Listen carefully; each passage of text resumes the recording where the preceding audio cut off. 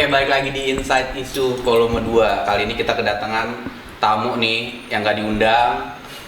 Namanya Indra Domdom. Jadi gimana? Siapa namanya? Baik, alhamdulillah. Siapa namanya?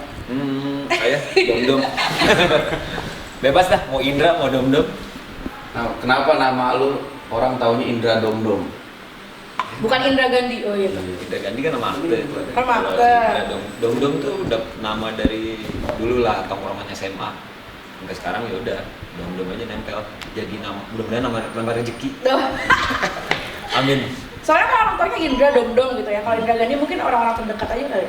Yang tahu Yang KTP tahu. aja kali. Ya tahu KTP aja. Yang tahu KTP Indra Gandhi. Oke. Lu kan dulu awal karir dari awalnya emang main skate kan? Iya. Main skate apa petarung? Skate. Petarung. Sekarang petarung hidup. Gue kira lu awalnya UFC. Enggak ya? Enggak. Ya dulu awal lu yang Smackdown ya? tiba-tiba masuk ke skate tuh gimana tuh? Ceritain. Dulu pas lagi. Oh, dia makasih. Ya, Udah deh. Udah deh gitu. Dulu gue main skateboard, iya sewajarnya pas lagi zaman-zaman SMA kali ya, lagi pencarian jati diri nih mau kemana. Pengen keren aja dulu. Itu lagi gaul-gaul itu ya. Iya. Terus Tahun kalau berapa tuh bang? pertama kali main skateboard 99. Itu pas SMA, awal masuk SMA. Udah gue umur 2 tahun. Gue gila, umur gue 9 tahun gitu. Baru main. Tua juga ya. Ya terus di situ mikir kalau zaman sekolahan tuh, wah kayaknya main basket keren tuh, orang-orang main basket, lah jadi bintang sekolah segala Iya. macam. Terus gue cari kayak opsi-opsi lain aja. Pas zaman itu lagi heboh-hebohnya game Pro Skater kan. Oh iya sih bener. Terus udah kenapa nggak dicoba aja, mungkin keren kali ya. Intinya apa ya, main skateboard pengen keren aja, pengen dihargain. Pengen dipandang sama orang gitu. Pengen dihargain, pengen dipandang sama orang. Emang dulu lu nggak dihargain orang? Enggak, dulu mau itu cikal bakal kenapa nama gue Domdom tuh sebetulnya itu kayak ejekan. Nama Domdom tuh sebetulnya ejekan, jadi kayak adalah Domdom tuh asal kata dari kondom. Serina. Serius. Gue sampai diajakin gitu karena Why? Kenapa? Karena lu gue pengen main, suka pakai itu? enggak. Dulu kepala gue botak, terus gue pengen main sama orang-orang yang biasanya kan ada tuh kalau di sekolah kayak one man show, orang yang gaulnya lah gitu. Terus gue lagi SMA pengen nongkrong sama mereka, kayak nggak tahu nih, kayak nggak pernah nyambung gitu. Mereka aja malah yang ujung-ujungnya malah ngejek gitu. Udah dapet gelar nama itu. Domdom. Jadi Domdom.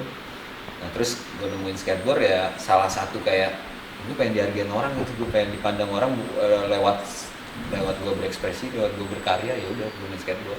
Gue kira karena lu dulu pas sekolah lu botak, terus lu pakai kupluk, jadi bentuknya kayak Nggak, belum musim waktu itu pakai Gak GoPro. nyampe ya sih.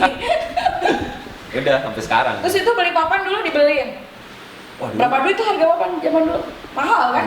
dulu gue beli, Kayak lebih murah beli bola basket ya dibanding bola basket, ya kan? gue main skateboard tuh dulu dapat papan skateboard dari orang tua waktu itu, pas kebetulan gue lagi mau pengen main skateboard, beberapa bulan kemudian gue ulang tahun. Oh. Akhirnya gue minta sebelum gue ulang tahun. Jadi gue ngomong sama orang tua gue pengen beliin ini dong, pengen papan skateboard.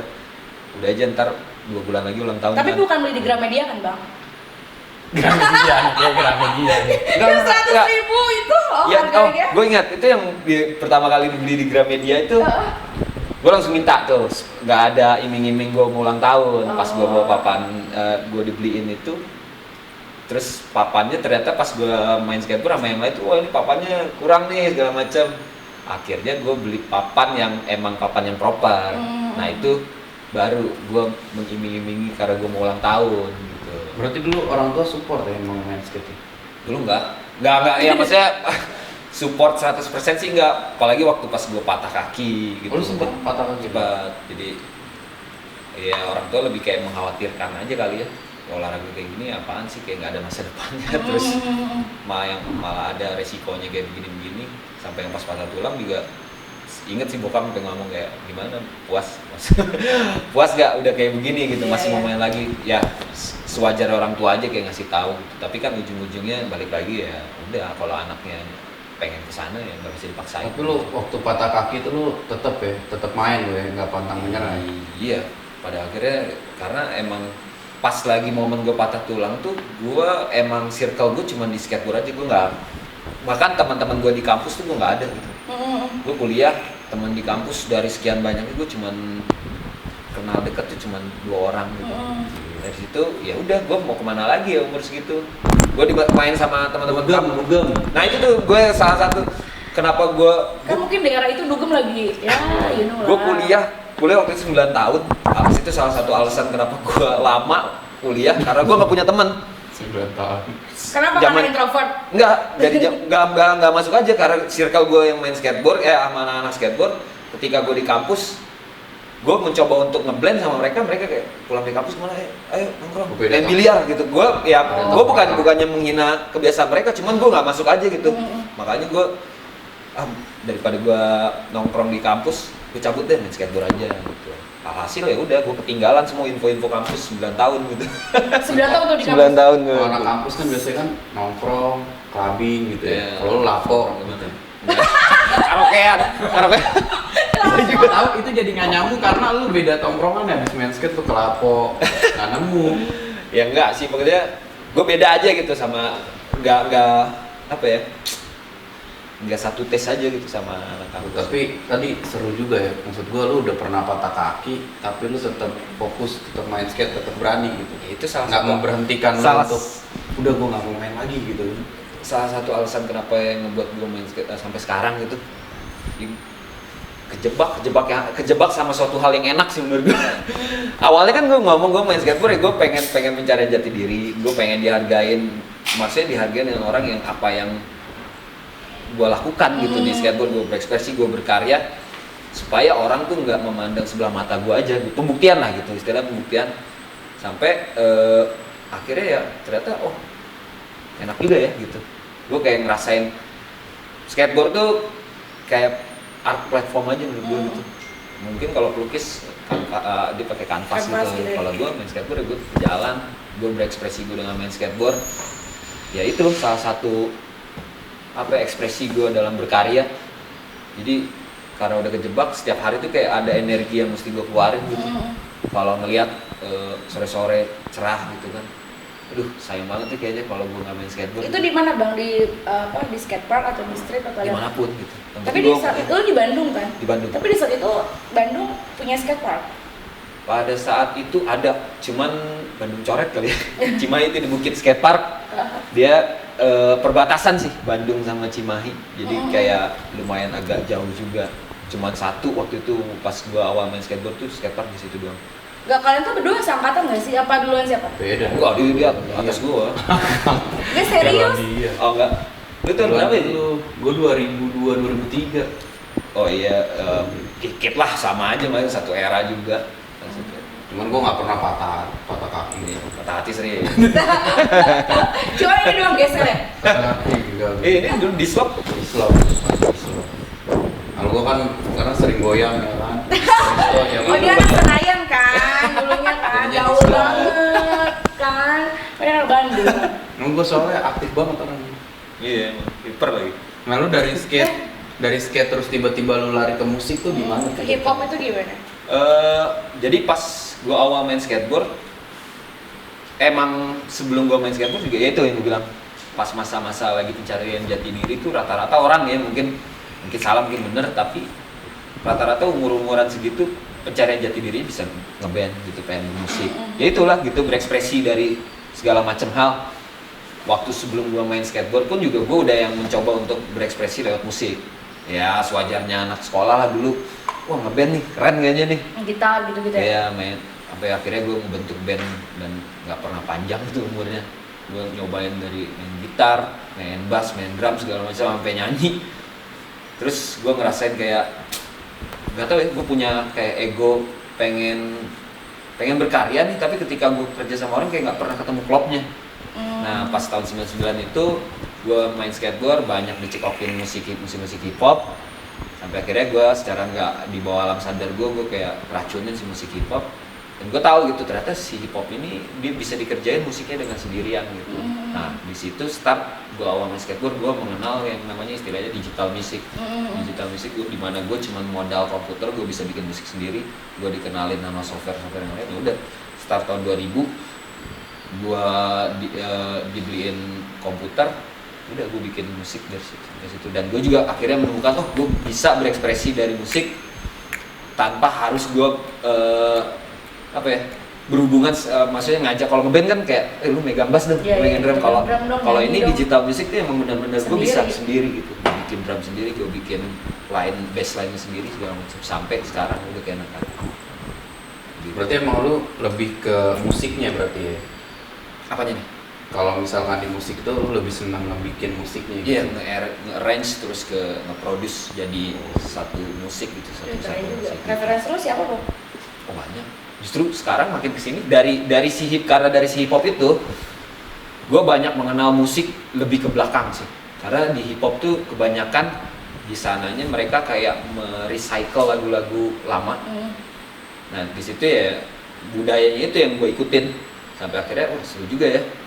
Gue jadi kayak ngedigging mengeksplor lagi musik-musik yang jauh sebelum gue lahir gitu, dari umur musik-musik era tahun 60-an, 70-an. Karena memang awalnya kebutuhan untuk gue bikin musik hip hop gitu. Dari sini makin kesini udah gue jadi nikmat gitu ngedengerin gue lebih suka untuk mengeksplor lagu-lagu zaman dulu, gue dengerin segala macam sampai gue nemuin nih ternyata zaman tahun 70-an ada artis sekeren ini segala macam sampai sekarang.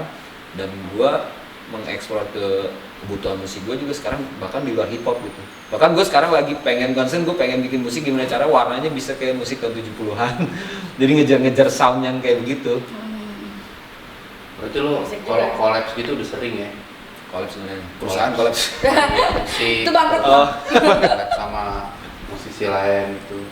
Kalau ya sama Tuan 13 gitu. Kalau kan? di hip hop sih ya adalah beberapa gue ngajak kerjasamanya ya gue yang memfasilitasi si musiknya. Gue bekerja sama rapper kayak si Tuan 13. Terus ada teman-teman dari Mukarakat di Bali. Oh gitu. Mukarakat ya. Terus ada beberapa rapper yang di Bandung pun juga ada yang gue fasilitasin. Gue nggak collabs. Jenis lu belum masuk gue. Alah. Gue kan vokaler. Coba nih biar netizen aja lihat nih, ini ada tampang hip hop nih. Gue vokaler lo gitu. Gila ya. Lu main gambus Ji, bukan main. Kayak gini nih teman. Aduh, ya kayak gini bahaya nih kalau masuk hip hop nih. Dicengin orang-orang. Kalian teman udah berapa lama sih? Ya kita ketemu dari Pokoknya kita temenan tuh karena duit. Anjing. karena pertandingan aja dari skateboard kan. Ada pertandingan nih, gue ketemu sama dia gitu. Jakarta. Iya kan Bandung kan. Iya. Saya ada pertandingan mana? Dia dan juga lagi setidaknya gue lagi mau ngejar pertandingan nih, cari nama. Dia juga benar cari nama, cuman sayangnya dia nggak pernah menang gitu. Dia terus dia menang. Sekalinya dia mau ngejar gue, kelas gue udah naik nih. Soalnya beda kelas dulu. Beda kelas, gitu. udah jauh lah beda kelas kan gitu ya. Ya emang gue nungguin yang tua sampai udah nggak ikutan lagi. Oke. Gue lihat di bentar lagi karirnya habis udah. Enggak sih, Berarti tapi lu tuh sama Reno ya, Ji? Reno di atasnya kita berdua. iya, kan? justru Reno di atas. Reno tuh di atas lu bang? Di atas gua. Kalau untuk dari lamanya dia main skateboard terus lamanya dia di dunia kompetisi, Reno lebih dulu. Dulu sebelum gua ikutan pertandingan tuh gua, siapa nih? Walaupun umurnya di bawah gua gitu kan, Iya. Reno kayak bocah tapi mainnya udah jago. Jago gitu. ya. Kalau Indra Kubon? Indra Kubon Jauh juga lebih sama di di atas. Reno tuh kayaknya seangkatan Kubon. Di atasnya dikit. Oh di atasnya lagi di atas. Reno tuh di atasnya Kubon. Tapi dia pernah satu grup nih, boy band dulu sama Bubon. Ih serius? Pernah dulu sama Enggak. Polkom ya? Ya, satu tim.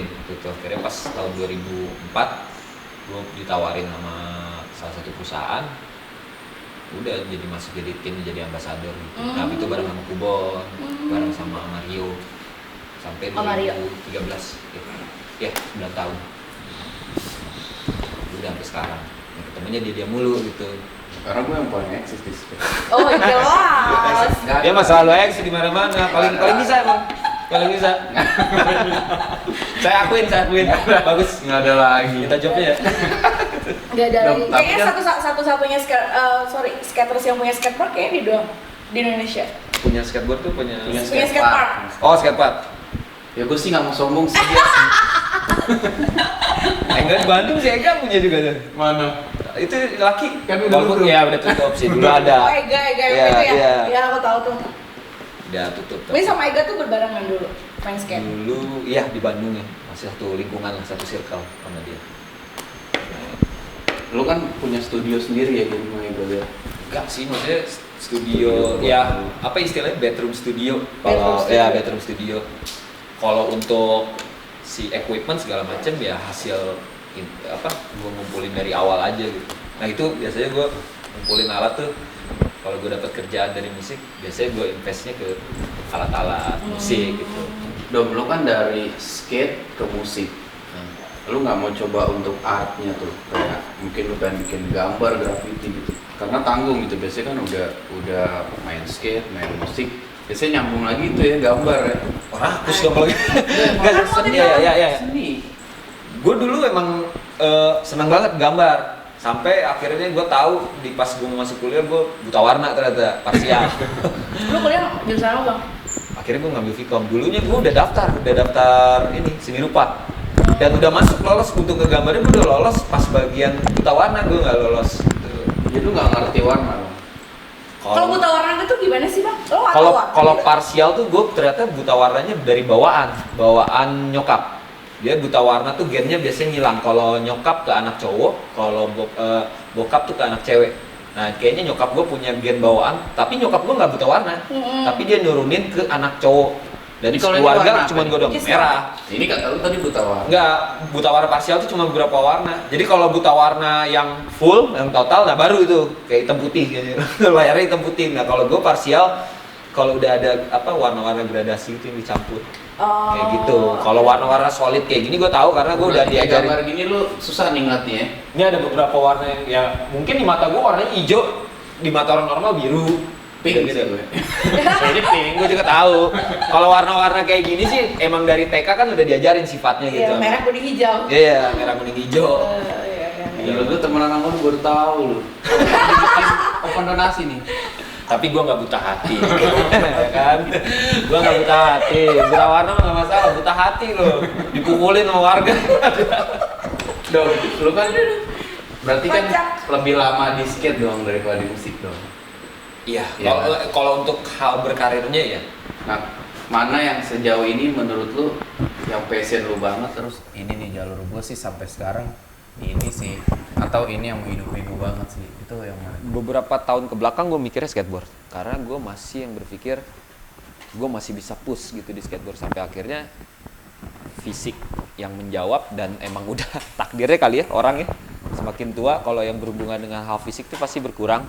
Akhirnya gue menyadari kalau si skateboard tuh nggak bisa sampai ya maksudnya di saat fisik gue udah nggak mumpuni, wah gue yang nggak bisa terlalu nge-push maksimal nih, ada sesuatu yang harus gue ganti di passion gue.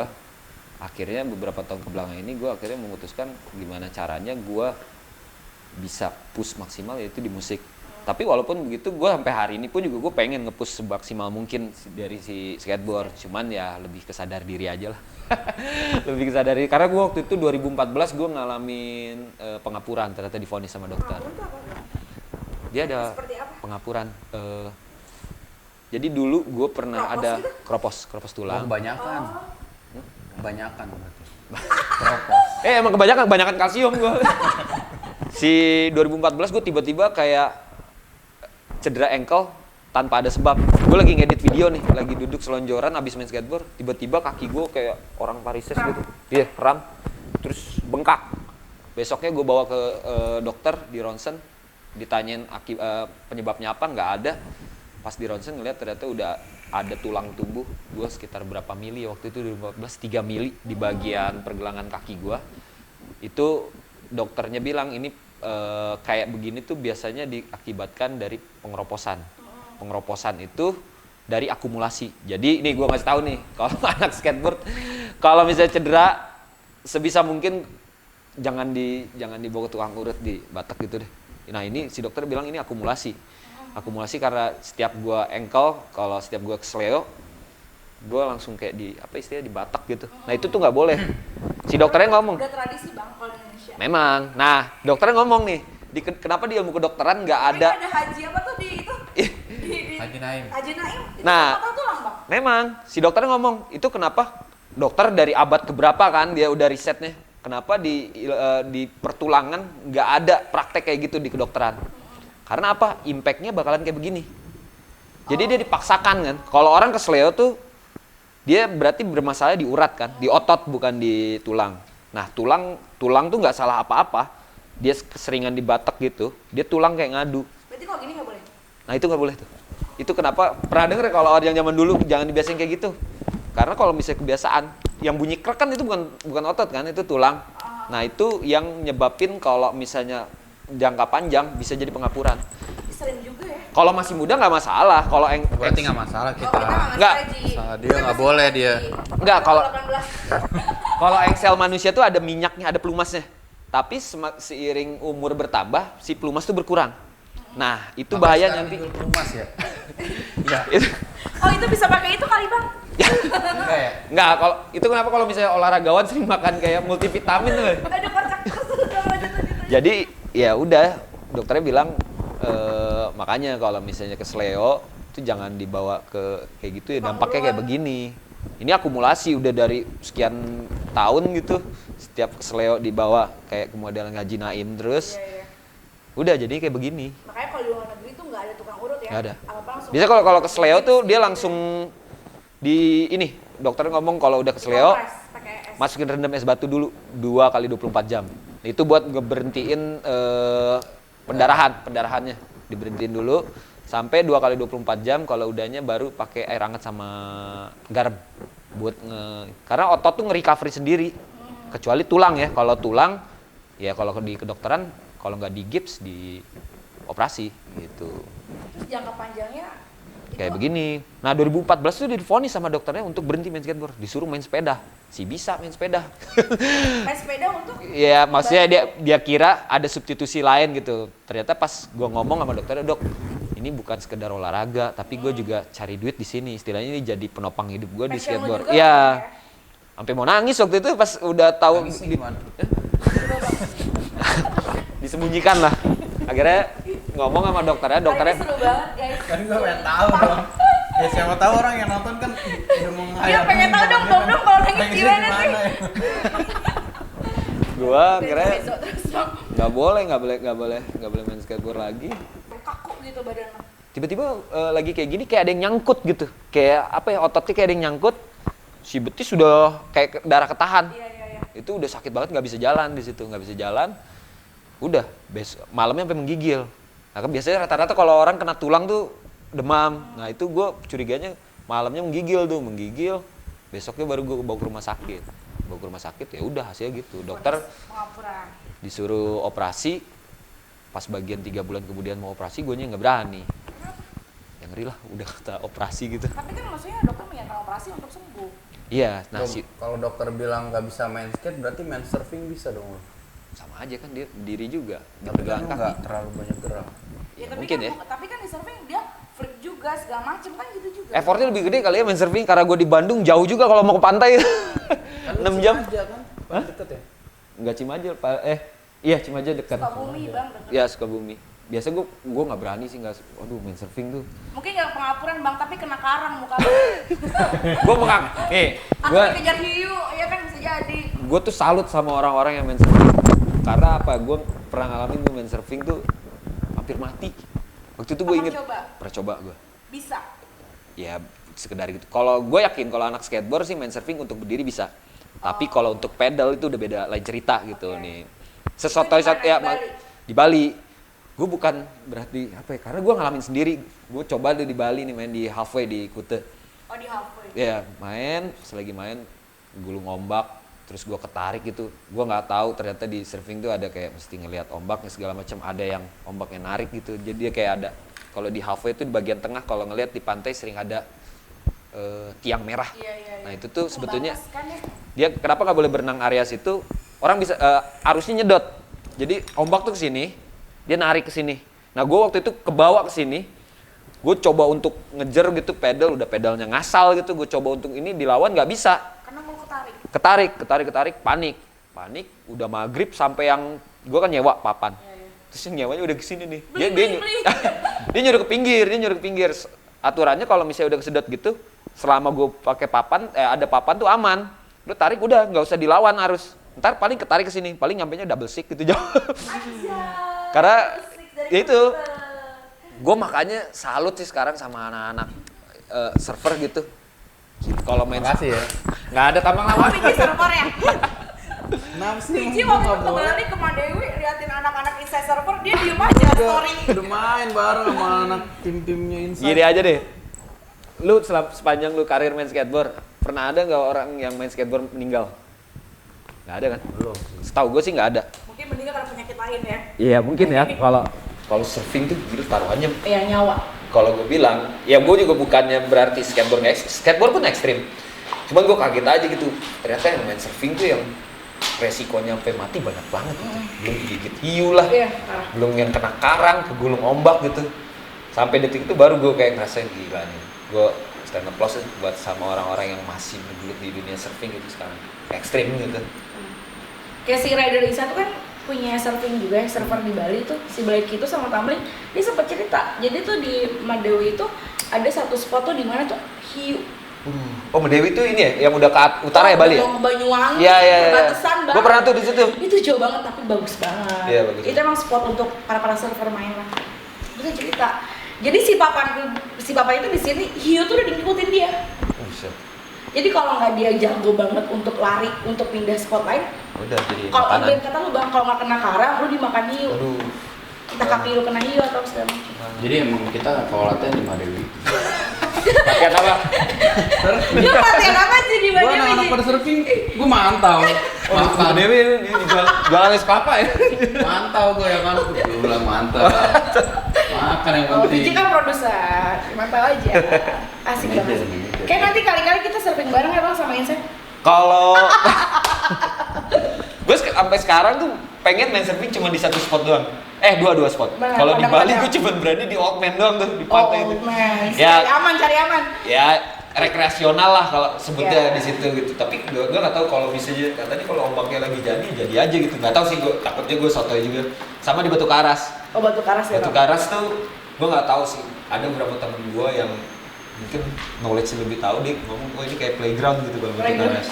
Ibaratnya kalau nunggu di point surfing itu kan agak jauh gitu, kalau di spot-spot lain mesti di tengah. Kalau di Batu Karas tuh kalau misalnya lagi ombak normalnya bisa berdiri gitu, terus didorong gitu papannya buat ngejar ombak masih bisa lah gitu, lebih seru. Nah cuma 2 spot itu sih yang gue berani dan lebih ke fun aja. Tapi sebenarnya si skate itu, si surfing itu awalnya dari skate kan? Nggak, kebalik tuh. Skate justru dari surfing. Oh, skate itu dari surfing awalnya ya? Iya. Oh. Gitu. Oke. Don, tour yang paling jauh yang pernah lu jalanin, Skateboard. entah dari skate, entah Dari dari musik. ya pokoknya yang selama ini yang lu dapetin di luar lu kerja, kemana tuh? Ya, kalau jauh ya itu ke Amerika itu dari si musik sih, tapi kalau skateboard jauh mana? Makau atau Oh, judi. judi. Itu tapi karena pertandingan. Makau Kira judi. judi. Iya, ya kan Makau terkenal dengan itu bang. Oh iya, makanya itu judi terus ya. Ubon Reno tuh waktu itu judi terus tiap malam. Parah. Ya waktu itu Parah. berangkat waktu itu sama Pevi, sama Reno, sama Ubon tuh berempat.